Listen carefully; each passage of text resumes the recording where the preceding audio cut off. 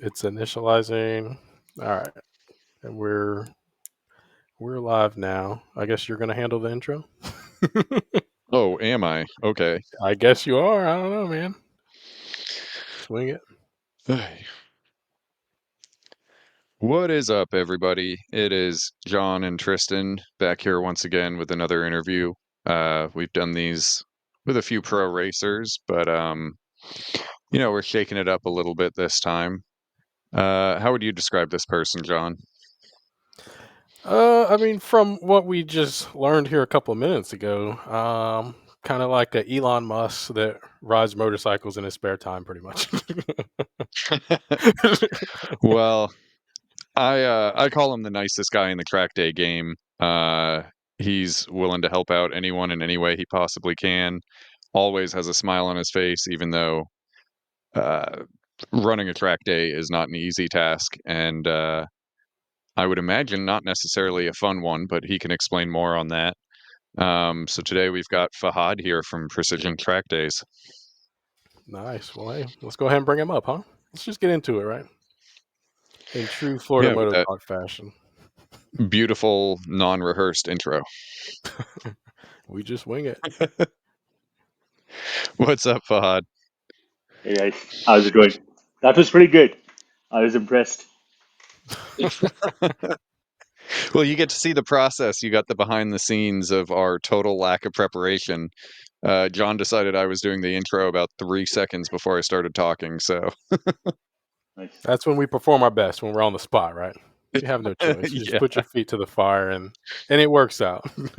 Yeah. just get it over with. Yeah. So where do we find you today? So, I'm one of those people who really do not like to plan things, especially when it comes to vacations. So we just decided to swing a last minute vacation to Costa Rica. So right now I'm in San Jose, Costa Rica. Very nice, and still found time to talk to us. Yeah, it's important. You guys do good stuff. I watched a lot of your videos. It's actually meaningful, I would say that. Sweet. So not only the nicest guy in the track day game, but the best liar too. It's too funny.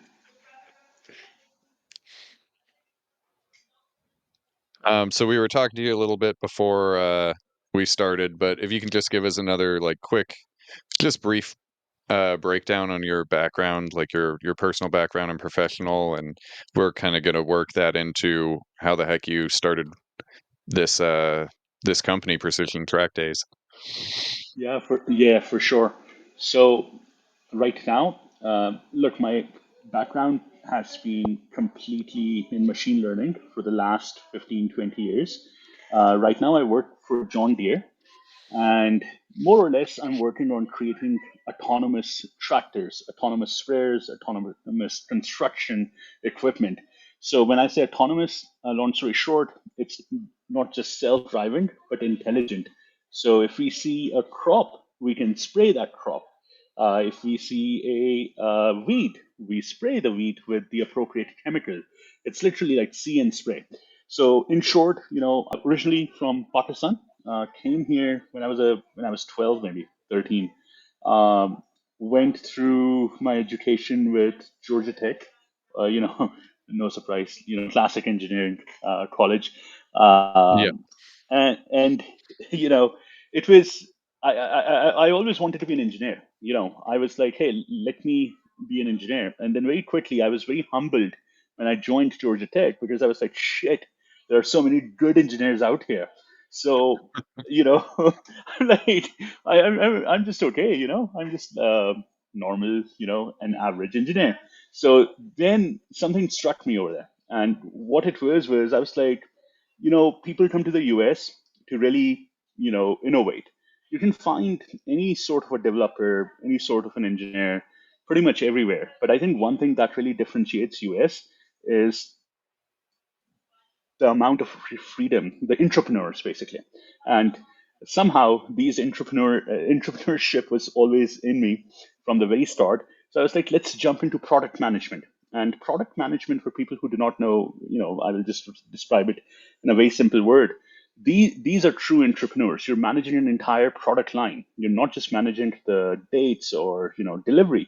You're making decisions. You're thinking about trade-offs.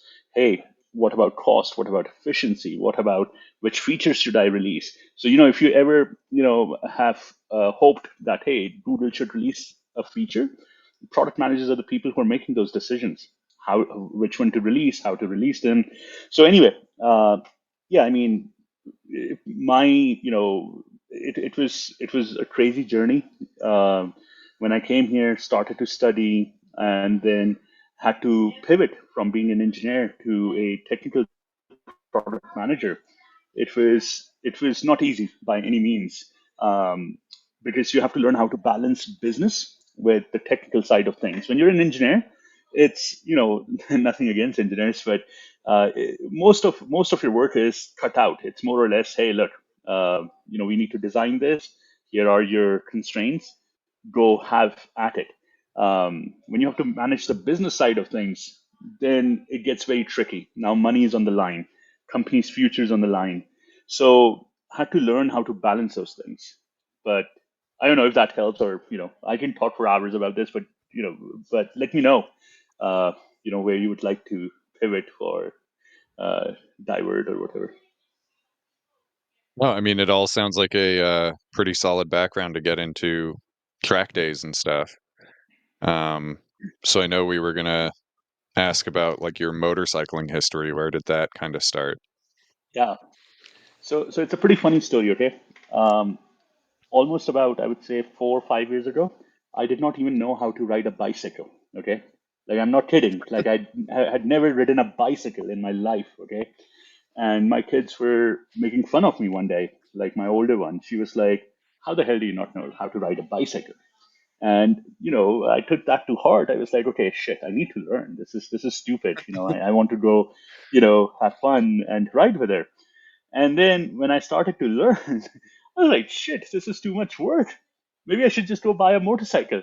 And that's exactly what I did. And I just bought the motorcycle. And the guy who I bought the motorcycle from, it's pretty hilarious. At that time, I was in California, I was in Redwood City. This guy was like, hey, man, I think you should really go to the track. Probably the craziest advice. I had maybe just done the MSF course and just 2 weeks of maybe street riding. And he was like, yeah, let's go to the track. He freaking took me to the track. And, I was like shitless scared. It was overwhelming. It was crazy. I don't think I went more than like 60 miles an hour. But, the craziest thing is, um, he showed a lot of confidence. He was like, "Hey, this is the right place to learn. Let's continue over here." And one friend turned into two, two turned into 10. One thing that I really, really found, very true in the track day thing is, everyone was, even the smallest amount of progress that I would make, all of the friends would be like, hey, this is amazing. And honestly, that kept me Hmm. going and just kept progressing through different parts. And I would say, just fast forwarding things, it came to a point, I went through a point in my life where I was like, hey, what's the right bike for me? And I went through a lot of bikes like V4, M1000, V2, even had a Jitzer. I think my first bike was Ninja 250 that I bought from this dude. And, in the last 4 or 5 years, I've just realized, to me, it's more about the love of the track rather than the bike. So I value learning tracks. I value being on them. Some people have it the other way around. They, connect more with the bike than the track. It's an interesting trade-off phenomena, whatever you want to call it, completely for a different thing.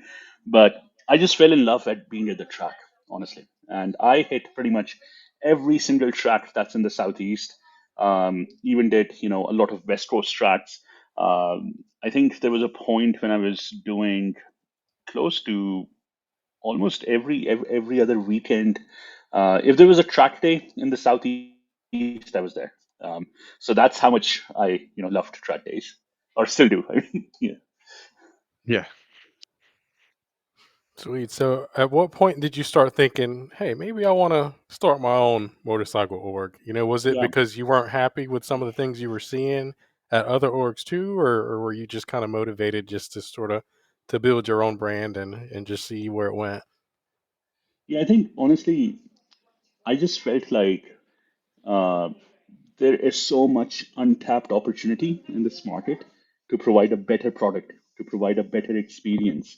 And nothing against the current organizers. They do an excellent job. I mean, they've been doing it for a while. Um, I just, I think I have that entrepreneur bug in me, which is like, if I see an opportunity and if I think the market is big enough for to experiment with that opportunity, that's what really drove me. To be very specific, I will give you a simple example. A lot of times when you go to the track and you run at the track, right? Um, it's very hard for you to progress if are not with the right people, if you do not know where to find the right information. I mean, we all know the kind of shit that exists on the internet, right? And people crash and all that craziness. So one thing that really motivated me internally was, can we do something for the riders that can help them create a roadmap for themselves? I know it's a tall ask, it's a big goal, and there are many conflicting um, ways that you can get to it. But I think for an average person, imagine someone who's just getting into track days. We wanted to really provide them with one heck of a premium experience where we break down everything for them. We break it down to a point so they don't have to learn through the same painful mistakes that I made. That was the key thing, and the other small thing was, I never liked waiting in line, on at registration in tech. I thought, come on, man, like come on, we can make this fast. So or why don't we do tech the night before, or why don't we? I mean, to be fair, now many organizers do that, and or why don't we sign online waivers? Why? How do we make this easy? Because look, I think when I started doing track days, I had a lot of focus on just listening to, the logistic parts of it was so overwhelming that by the time it came time to ride your bike, I thought I was already 35-40% tired. So I was like, we Mm, can fix this. Let's make this easy. Let's make it simpler. Let's be nice to people, let's be, and it doesn't mean that you compromise on safety. It doesn't mean that you compromise on rules. I think it's just like, just revolutionizing the track day experience by making it simple, by making it easy. Um, having a good, having a ton of good coaches, even with our coaches, So one other thing I noticed when I was just doing track days, right? Um, you need to work to create a community around you, and not everyone is, I would say, uh, outgoing enough where they feel they can get into it. I mean, some people are introverts, some people are extroverts. It really takes, as a rider, for you to be extremely extrovert to find that community around you, and you will need that community because if you will have some good days, you will have some absolutely shitty days. If you don't have that, it will be messed up, and you will give up eventually. I mean, it's like any other sport. If you don't have the right community around you, that's a problem. And there is it's so what we wanted to do was we just wanted to see how can we break the barriers in helping people create that community. And from doing something as small as, hey, let's just have dinner together, or hey, let's um, let's have some let's you can message us directly, like on WhatsApp. You can, that's the other thing, not to go in a different direction, but one of the other things also was how easy it is for people to reach someone when they need help. mhm. um, and do they feel comfortable reaching out? Because that's the other thing too. Everyone is afraid, right? Everyone's like, okay, maybe afraid is a too strong of a word, but everyone is like, hey, I don't want to be that guy. I don't want to be that girl. I don't want to sound stupid. So just creating different channels of communications where they feel, yeah, okay, I can ask this question. I can, do this. I thought that was key, and that's my entire focus too, right? How do we create this amazing experience around the track day so you can focus on riding your bike and not dealing with the bullshit around the logistics? The logistics should be our pain, not the customer's pain. Yeah, for sure. And I think the building the community is a really big part of, I guess, just riding in general. But I think you got your timing pretty much spot on with starting the org, right? Because we're seeing now YouTube's blowing up. Everybody's putting videos of crashes and all the crazy things that go on the street right now. And we're seeing a lot of new people get interested in track days. And it's pretty cool to hear you talk about communities, right? Because that's just going to be another thing that draws people to it. But I mean, I started track riding. My first time might have been like over 10 years ago now, and I was just thinking about this the other day, how different it was going to the track at that time. Like the numbers weren't anything like it is today. Um, Hmm. the the demographics were like, I can't remember seeing a female when I first started at all. Yeah. I didn't see a lot of black people, a lot of Hispanic people either. It was like predominantly white guys at the time, and a lot of older white guys too. But now, I mean, it's a really good time to start it. I mean, you can't go to a track now without seeing at least a quarter of the people out there being female. You're seeing people of all different ages, all different colors, and everything else. But it's pretty cool. Um, just the way that we're trending now, and it's pretty cool that you're considering these things, right, as you're building your organization. I think that's going to continue. I mean, you're doing great already, but I think that's going to continue to draw a lot more people to you, because I mean, that's at the end of the day, I mean, like I said, it's all about the community. It's all about having people that can support you and help bring you into the sport, because it's not as scary as it seems from the outside, right? Right, right. That's the thing, right? Once you get into it, it's so. I mean, for me, it's an outlet, right? Like everything that's happening outside of the track, there's no better outlet than being on the track, man, because you don't have any time to think, right? When you're going into turn one, you have to brake, you have to turn, all that good stuff. But no, just piggybacking on what you're saying, community is an important part, right? For us. If you even look at how we pick coaches, how we actually, what kind of training we are providing to them, what we have in store for them in 2025. I think there's definitely a need in in this business to be a little bit more customer centric, to be a little bit more customer focused, and people have a lot of preconceived notions about, hey, track days are only for white male, rich guys, right? Um, Mhm. trying to break that norm, right? Trying to make um, trying to let people know that, hey, look, it doesn't matter, white, black, Hispanic, Indian, doesn't really matter on the track. Like when you put that lid on, helmet on, it's all the same. So having having people, like, if you ever come to our track days, one thing you will notice is either me or some of our coaches will definitely go around and ask you, hey man, how's it going? Or hey, do you Hmm. need something?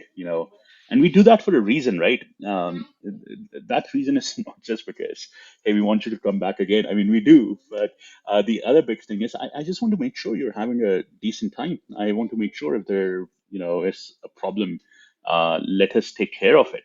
A lot of times, you'll be surprised how many times I can pick up by just looking at someone that they're not having a good day. And maybe it's because, it could be because of a variety of reasons. Maybe something's not working on their bike. Something, maybe something else that's going on in their life. And all what they need over there, I mean, we will do whatever we can to help them fix the bike. But apart from that, just like a 2 minute, 20-second talk that, hey, look, you're at the track, you paid premium money for this, use this time. This was supposed to be an outlet. So and the other big thing too, right?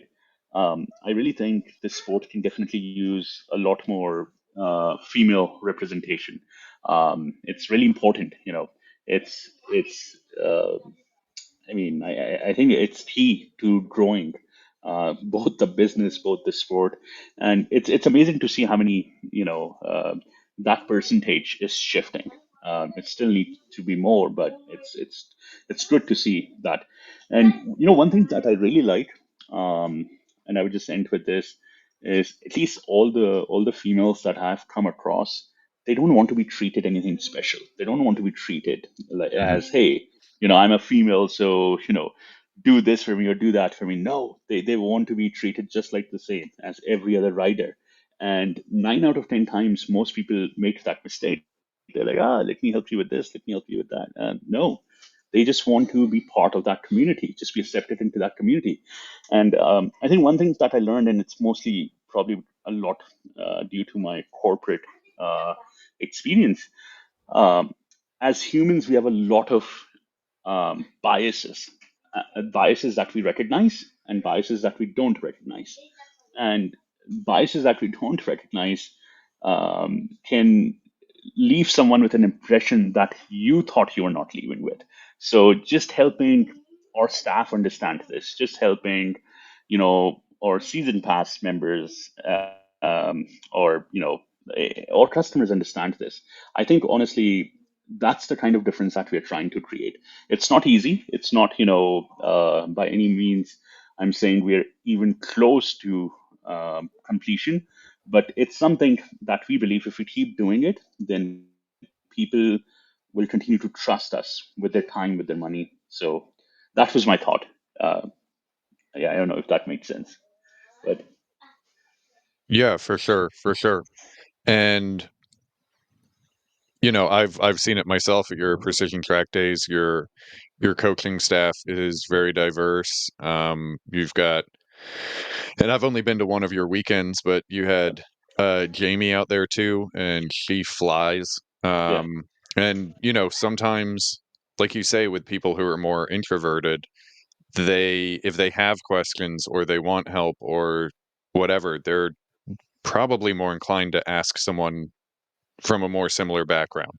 exactly. Um, so I think that is very important, and I think it's something that I don't think is really considered in this industry outside of here. Yeah, I think it's all about the mindset that you come with, right? Um, I mean, it's what kind of a product do you want to provide? What kind of an atmosphere do you want to provide? And I think the good thing, though, at least the change that I've seen in the last year, is organizers are becoming a more customer centric, which is good, which is, some more than the others, but I think they're realizing that this is key to retention.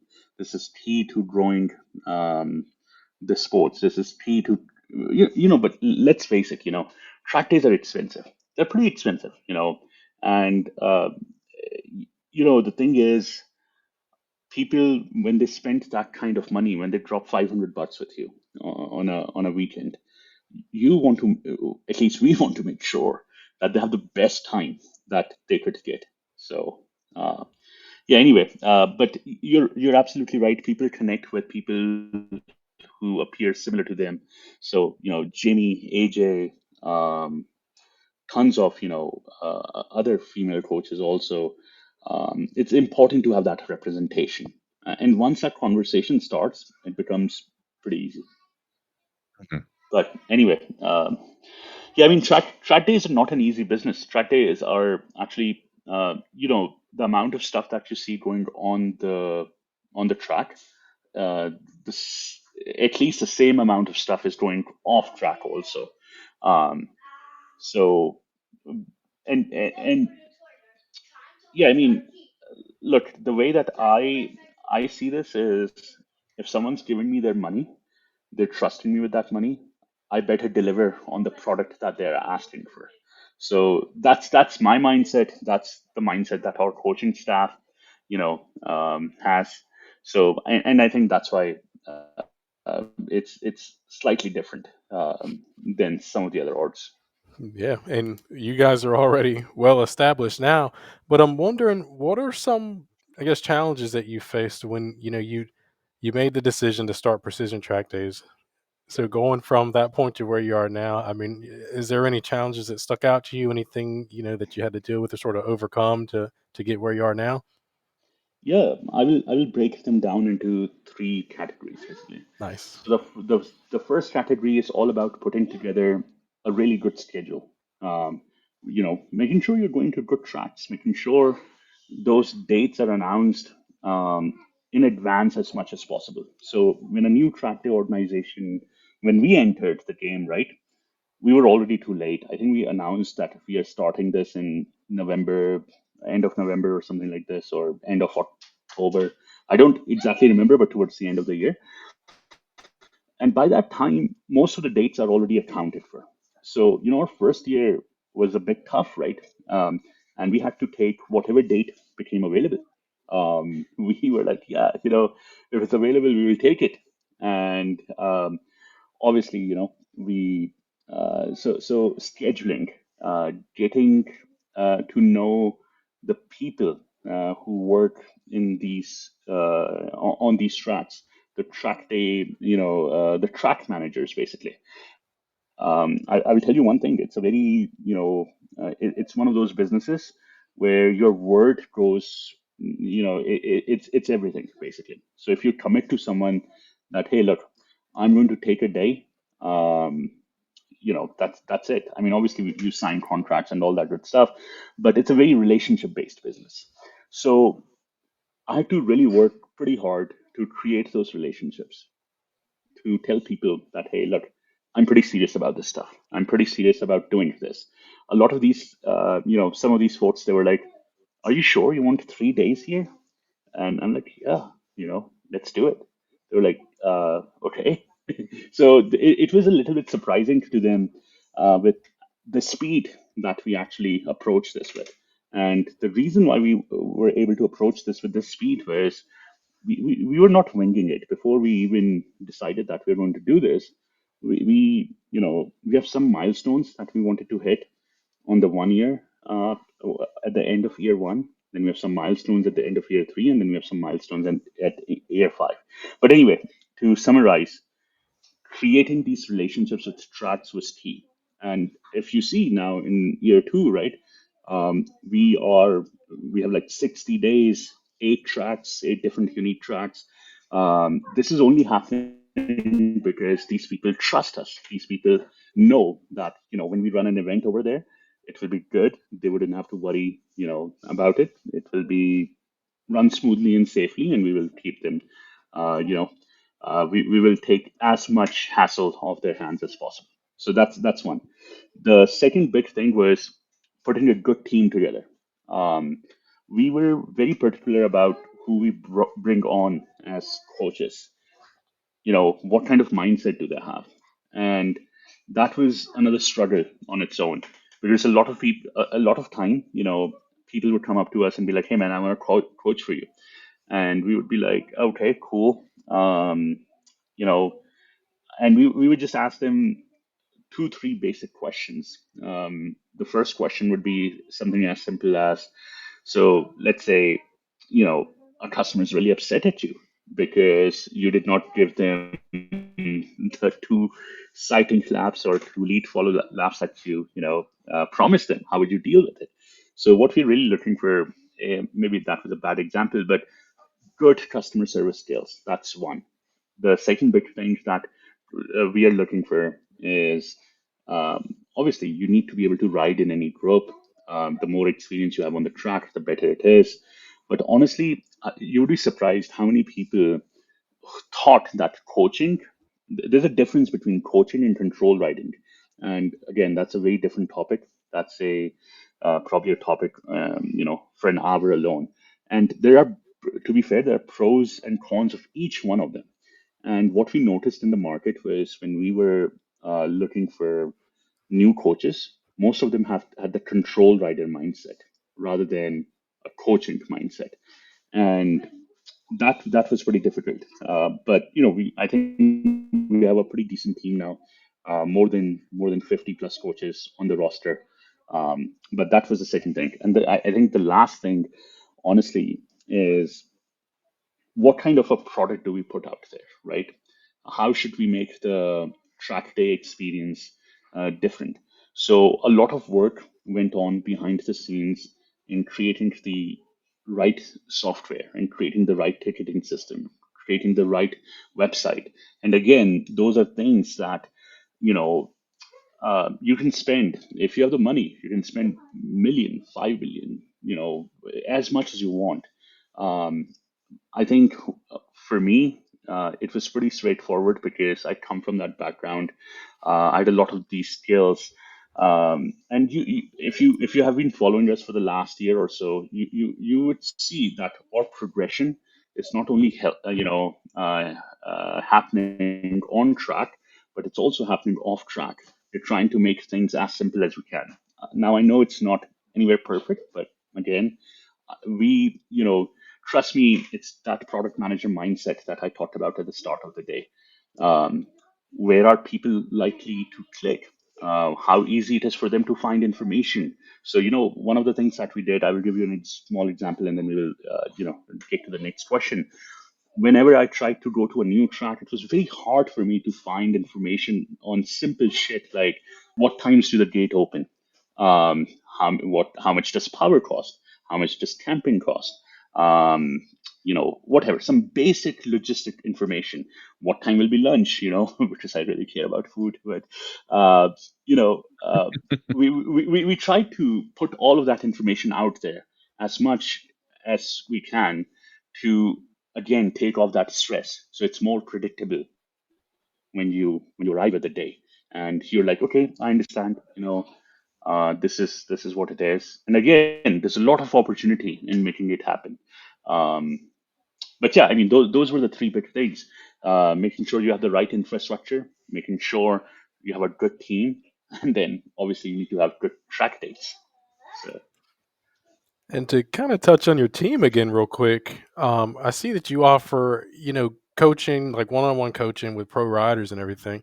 What is sort of your process for building relationships with the pros to get them on board, especially so quickly? Like, I think that was one of the, I mean, you were offering that almost fresh out of the gate, right? yeah, Yeah. pretty How did much. that come about? Yeah. Um, a lot of them are actually very good friends. They have helped me quite a bit in my own journey. So when I told them that, hey, look, we are doing this, and it would be amazing if you can, come join us. And everyone, honestly, it was as simple as that. It was that simple of a conversation. And they were like, yeah, heck yeah, we are in, you know? Sweet. I was like, okay, awesome, sweet.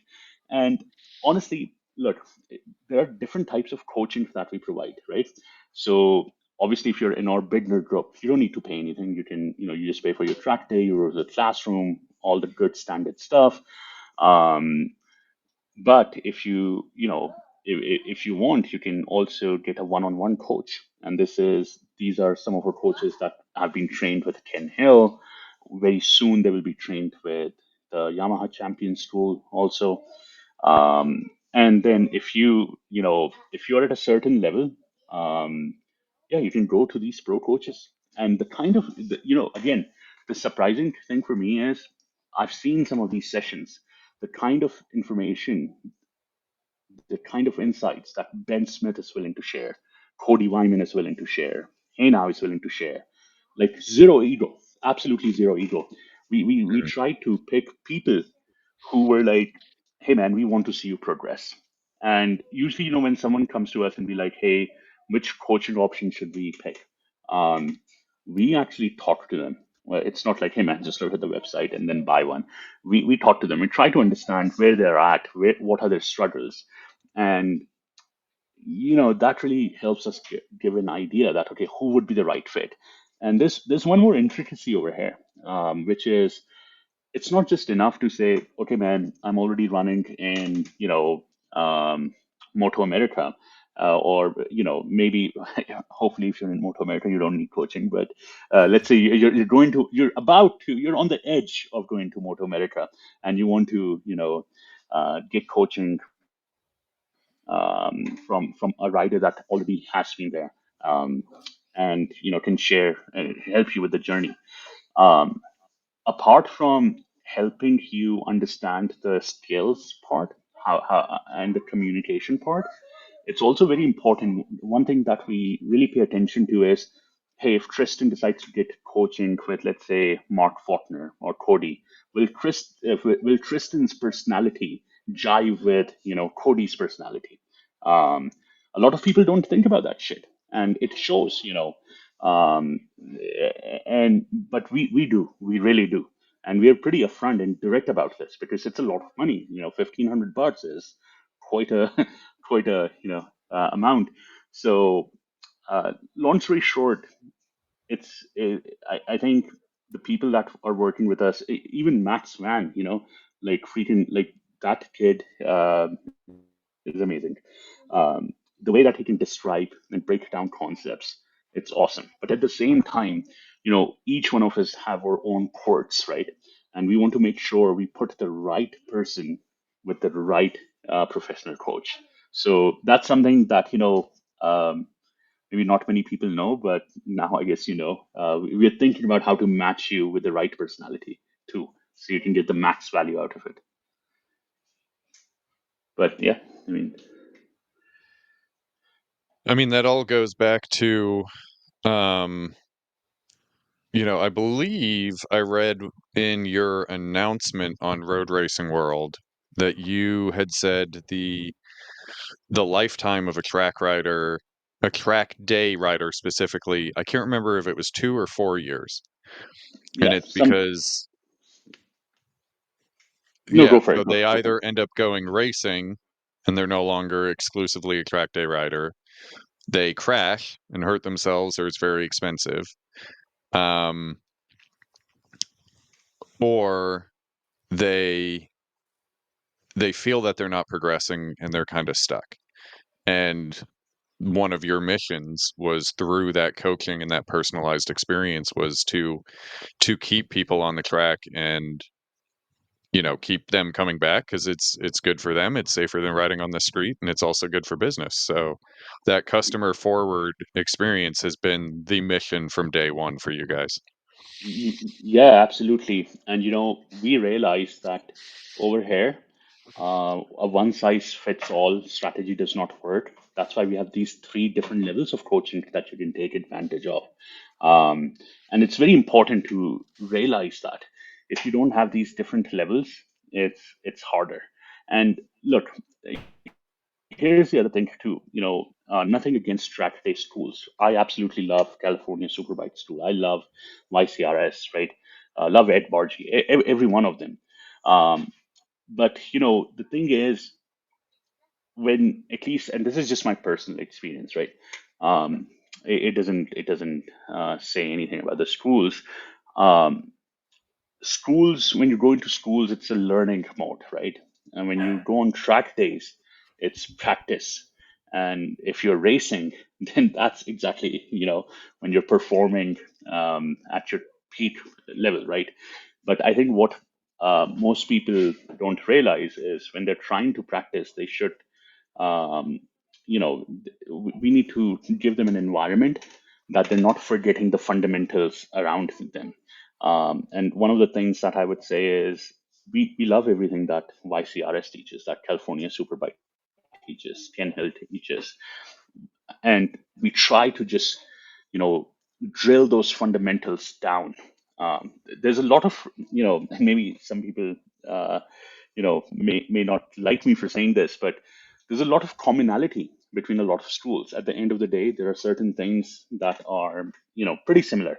Now there are certain quirks, but I think what we have realized is, most of our coaches, majority of our um, you know staff, they have gone through a lot of these schools, and we try to take all the things that are simple, that are actionable, and that are digestible, I would say, that someone can retain. So I think those are the things that we aim for. Now, obviously, you don't see this firsthand, but that's exactly what's going on in our head behind the scenes. But yeah, I mean, it's all about rider progression. Our goal is simple: change that lifetime, the roadmap of a track day rider from 2 years to ideally 4 to 5 years. And the only way that we're going to get them there is if we, continue to provide the level of coaching, the level of education, all this good stuff, making sure when they come into practice, on track days, they're running track days, they have access to good quality coaching, and it's not like, hey man, just send it, like come on, like so. Yeah. Yeah, Well, that's and John's motto. that's I always the mean, motto. that's always the. I mean, to be fair, it does take a lot of guts, right? You have to be comfortable being uncomfortable, and it's not easy. But at the same time, I feel like if you have some strong fundamentals, it can go a long way. It can save you with some ugly crashes. Look, crashes will happen.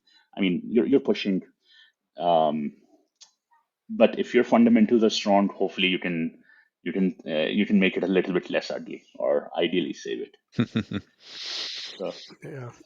And speaking of fundamentals, I mean, I've been looking at racing schools and riding schools for so long, but yeah, the one thing that's keeping me from doing it, and I'm sure many other people probably have the same opinion too, but is the prices, especially with the champ school and stuff. And I see that you offer like a shortened champ school class, and then you also have the Ken Hill master class too, right? And I yeah, think that that's going to be will continue to be something that's going to be really big for your program too, because I mean, affordable schools, especially from somebody like Ken Hill. I mean, I've probably listened to 1,000 hours of his yeah. videos. I would love to definitely attend one of his classes too, but um, how well do you know Ken Hill, man? I mean, I admire that guy a lot. I'm guessing that's a No, personal friend of yours too, huh? Let's get off topic for a minute. no. Ken is awesome. Funny thing, I actually met Ken at Jennings, out of all places. I Wow. think I think he was actually working with CJ at that time. CJ LaRoche. But no, it was, dude, this is what I'm telling you. This community is crazy, right? I just went up to him and I was like, hey, man, I've seen a ton of your videos, et cetera, et cetera. I really, I've been following you for a while. Do you think we can work together to bring some sort of a product that can help improve the fundamentals? And that's where his 2-day fundamental masterclass came into place. He was so receptive to it. I was like, shit, this is, too easy or too simple. Am I dreaming or something? Um, I mean, to be fair, he did say, hey, man, let's start at the end of the day. Don't disturb me right now. But when we did start at the end of the day, it was amazing. So yeah, just to be realistic. But no, I think everyone is so open. Everyone is so open to sharing information. Everyone's so open to, like you said,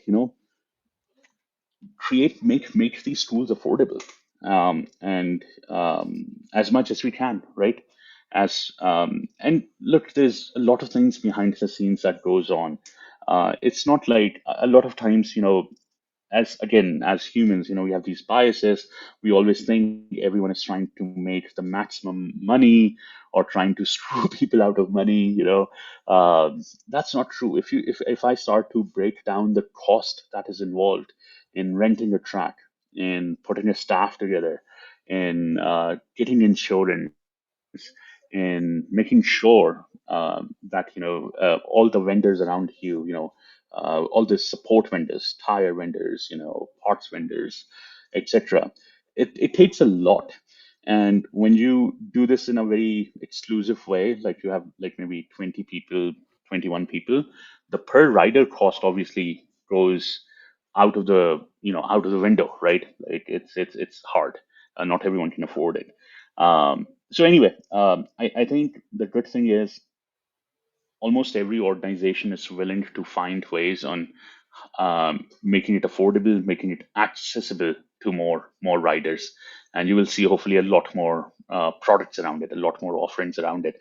I think the Champ Racer School that we have in Feb is an excellent way of getting trained from the pros and really breaking that plateau, if you will, if you have hit one as a racer, as an experienced track day rider, it's amazing value for money. I mean, like for 2 grand, you get to work with all of our favorite champ school trainers, um, and not only that, the kind of insights that you will get, it's totally worth it. On a lighter note, um, making about talking about making things accessible. One of the things that we did, and I don't know if anyone else does it any today, we brought a firm as our payment provider. So if you want to break down the school or any of the even the track days, I think maybe some of the schools they do have a firm as a provider, but yeah, I mean honestly, you could have 0% interest and you could do this. Hey, get on the payment plan. Get on a payment plan, 6 months, 6 months, 0% interest. No, I mean, again, it was not just random, right? On why we brought a firm in. It goes to your point. How do we make it affordable? Um, if you really want to do something, we want to give you as many tools as possible to do it. Yeah, I think that's definitely going to be a big game changer right there for sure. You just like I said, just back to circle around. I mean, the sport right now it's growing at a crazy rate right now because I mean, just with the media and everything, any sort of bit of information that you want to get about track days, I mean, you can watch our videos and 100 other videos to figure out exactly what you need to do to get on the track and have a pretty good idea of what it's going to be like. But yeah, making the schools affordable, I mean, that's just the next step. First step, get to the track, right? Second step Right. is with anything that you want to get better at, get training from somebody that's a professional Yeah. at doing it, right? Mhm. Yeah. And then, yeah, next, maybe go racing I, or, just keep getting better. yeah. Yeah, no, exactly. And that's something that you decide as an individual rider, right? What do you want to do? How far do you want to take it? But we just want to make sure we provide you with all the tools so you can take it as far as you like it. I mean, and look, here's the thing too, right? When I was actually going through my journey of track days, one common thing that I always heard was, hey, seat time, get more seat time, and Yep. everything will fix it if you get more seat time. Yeah, it does fix it after fucking 30 track days, like, Hmm. I mean, just saying, like that 30 track days, I could have done the school, or I could have done, paid a pro rider to coach me, and I would have, maybe I would have gotten it for slightly less money. Um, Look, there's no doubt that, yes, obviously, the more you practice, right, the more seat time you get, the better you will become.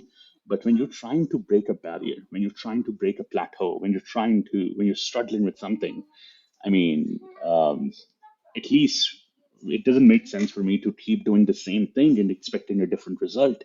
It's just like one day it might click magically, but come on, you don't expect a different result. When you keep approaching the same thing in the same manner. I mean, I think there's even a funny joke around it. Like, I think those are the people who play the lottery, right? Like, nothing against people who play the lottery, but uh, Yeah, yeah, or those are the guys that just go buy a new bike, right? Old one's too slow. I mean, We get a bigger one. I was one of them, to be honest.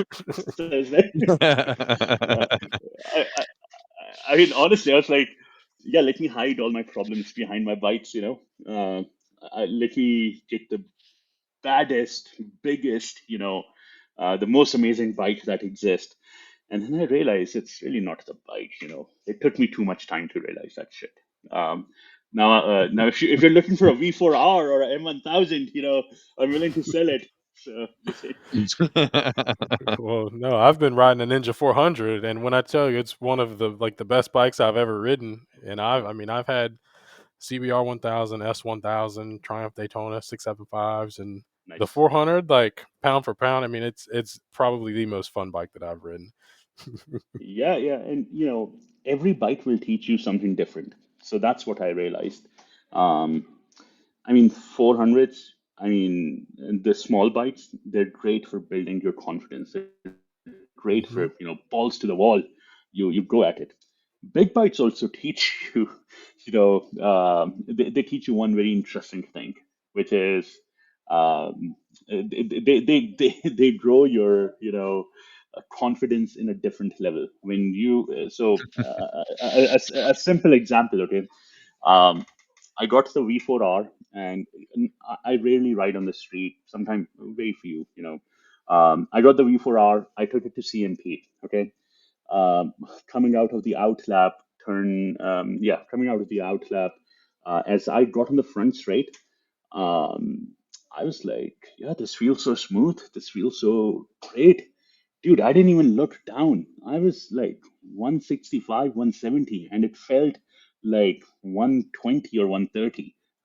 And I know, look, people say, hey, don't look at your speed, go by the judgment. But for me, it was like, holy shit, like, that was an eye opener. And now this is very early on in my, track riding days.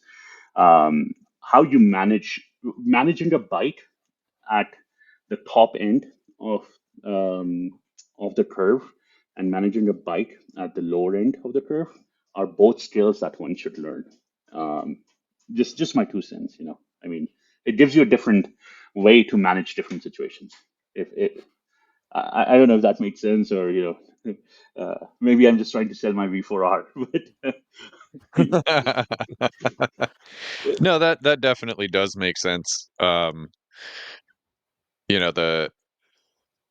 my bikes make similar power, but yeah, with the aerodynamic differences and stuff and the way they make that power, it's two very different experiences. Like coming up to turn 3 at Jennings. yeah, The 749, when I full tuck that thing and just hold it open, I get that brief "oh crap" moment in my stomach every time. right, Um, and it's addictive. The monster is it's just easy and fun, and it's just, a hooligan. So there's definitely, that's going to be like that difference between the 400 and the S1000 is one's easy and you can push it and it all just happens, and then the other one you have to work for it.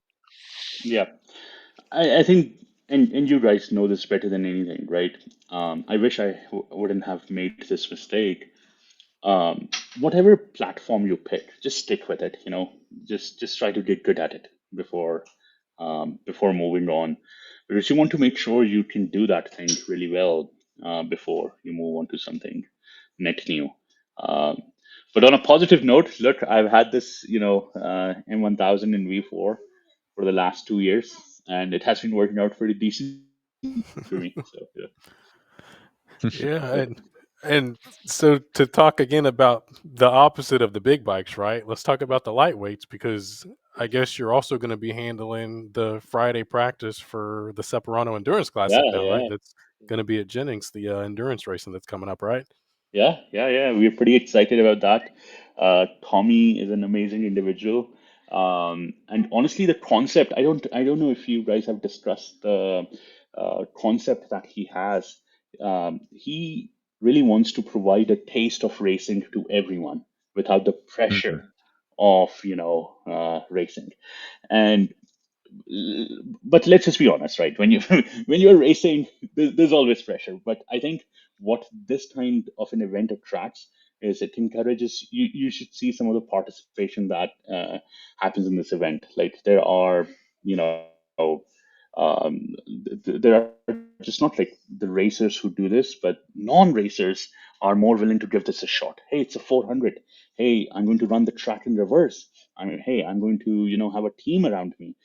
I think providing this taste of racing to individuals is so important, so they can then decide in a very controlled and a very safe environment that, hey, is this for them? And I think that was something that really caught my attention. Um, so with that being said, again, Tommy, Dale, they have an excellent program. And look, again, over there, what we are bringing to the table is just more streamlined registration, more streamlined management of logistics. You can register everything online. You can, manage your team online. You can connect to your MyLabs transponders. You will be able to see see your race results quickly.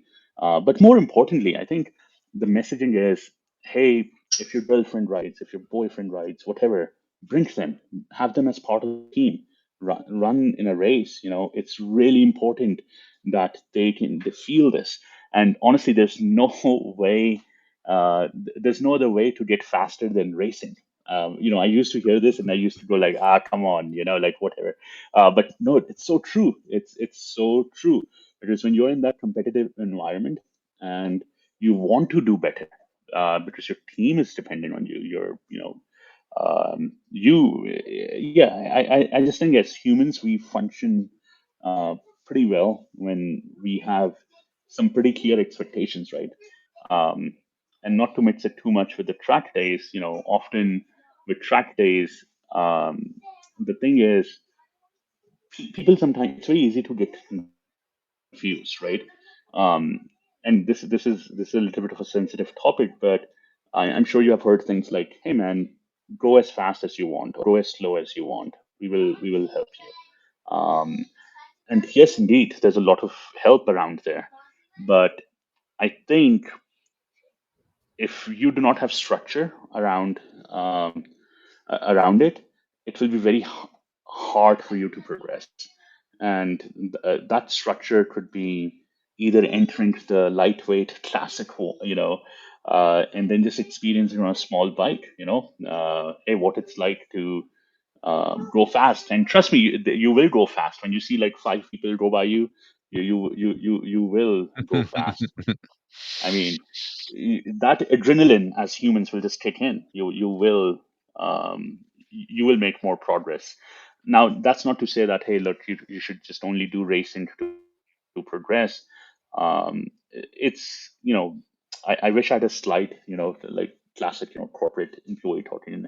I wish I could show you like a fundamental growth chart of what you need, from fundamentals to having your journey from a beginner to an expert to going racing, and what are the things that you have to go through.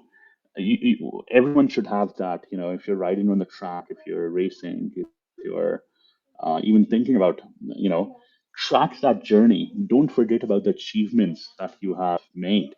Um, don't, and hopefully the circle around you, the community around you, is very supportive of those achievements. Yeah, I mean, in either case, I think the Cipriano Classic is another way to help people understand what racing is about, um, without the craziness of racing. Yeah, I ran in that race last year for the first one, and then we're all Yeah, geared up to run it again this year as nice. well.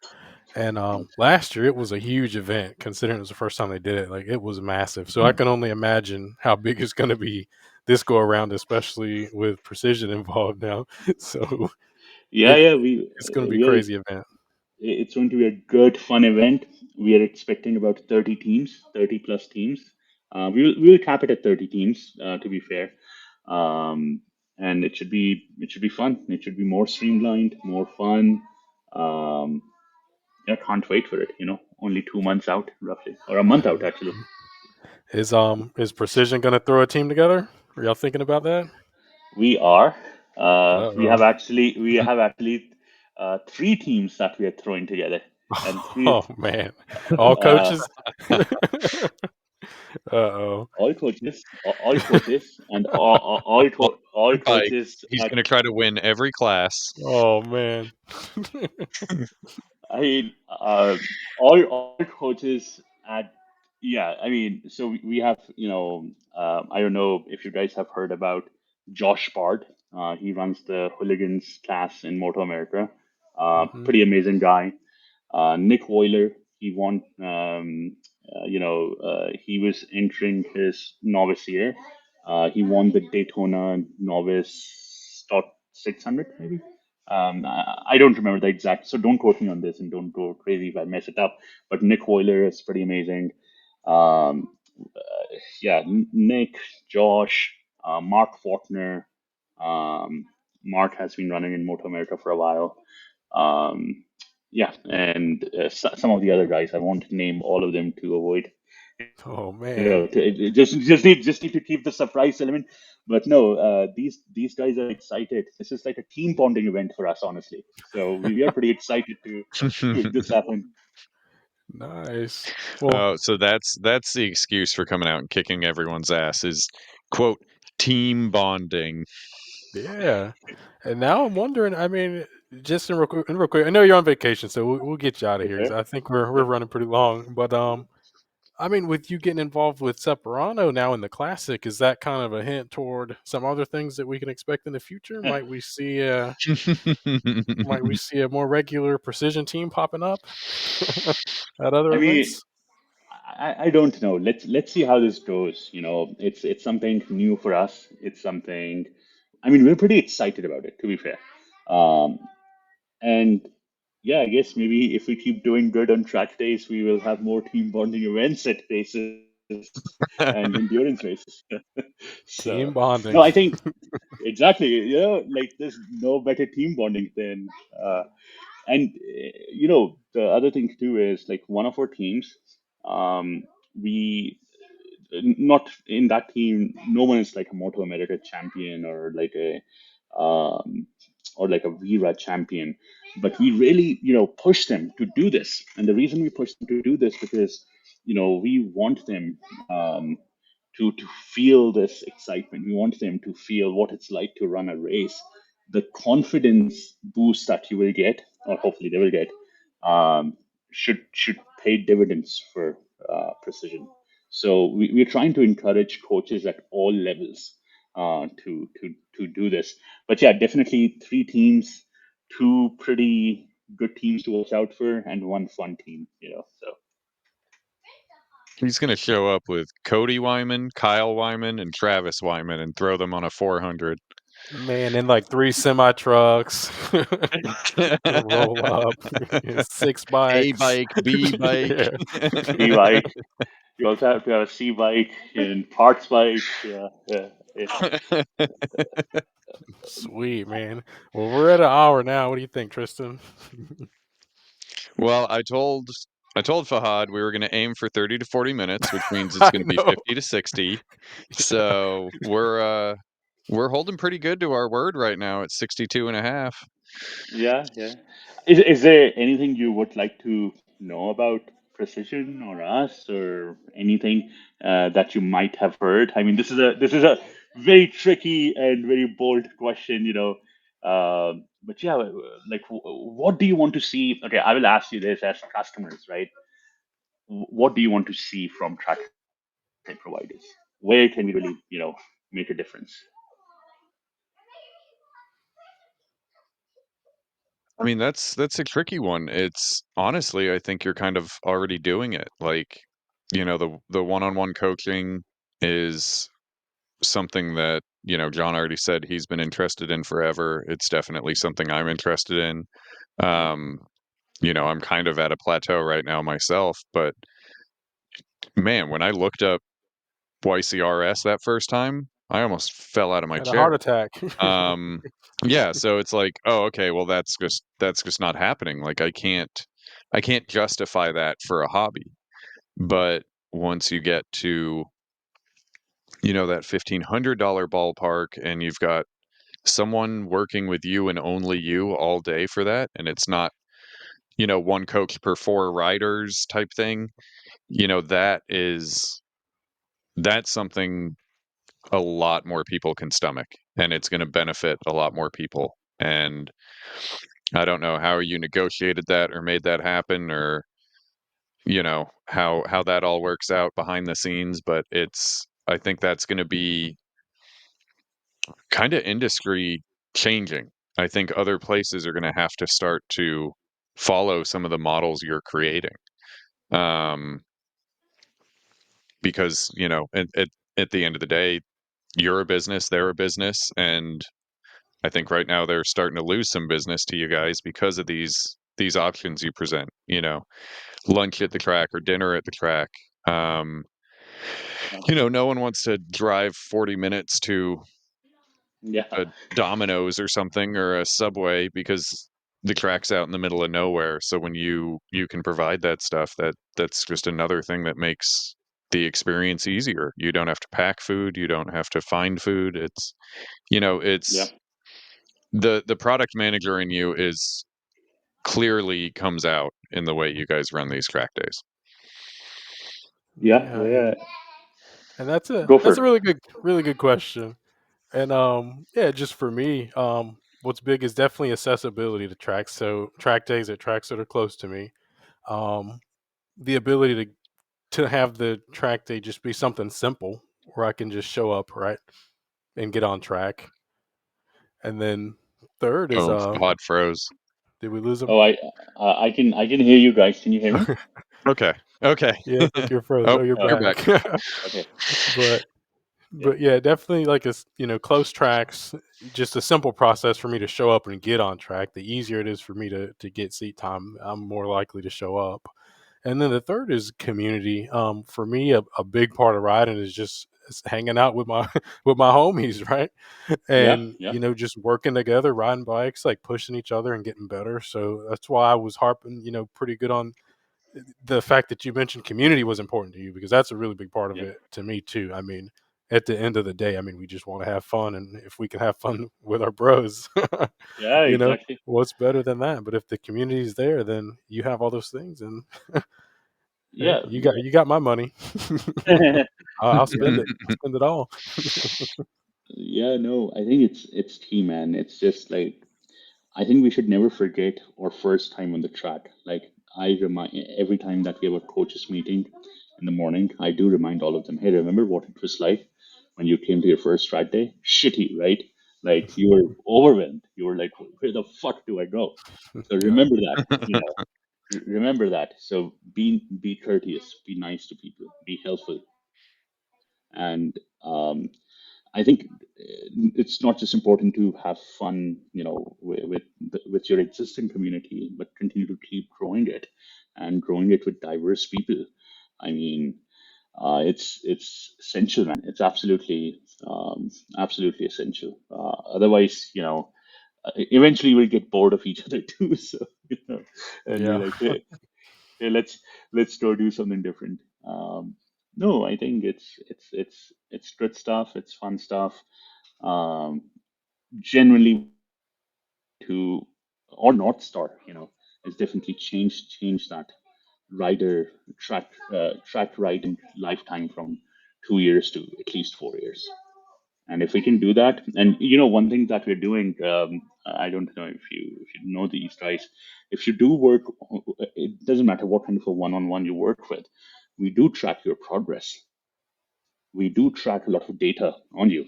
And so if you come back the second time, even if it's not a one-on-one, let's say you are with a coach, they can look up, oh, okay, this is what you worked on. These are the things that you improved. These are the things you want to improve on. So we maintain a pretty solid,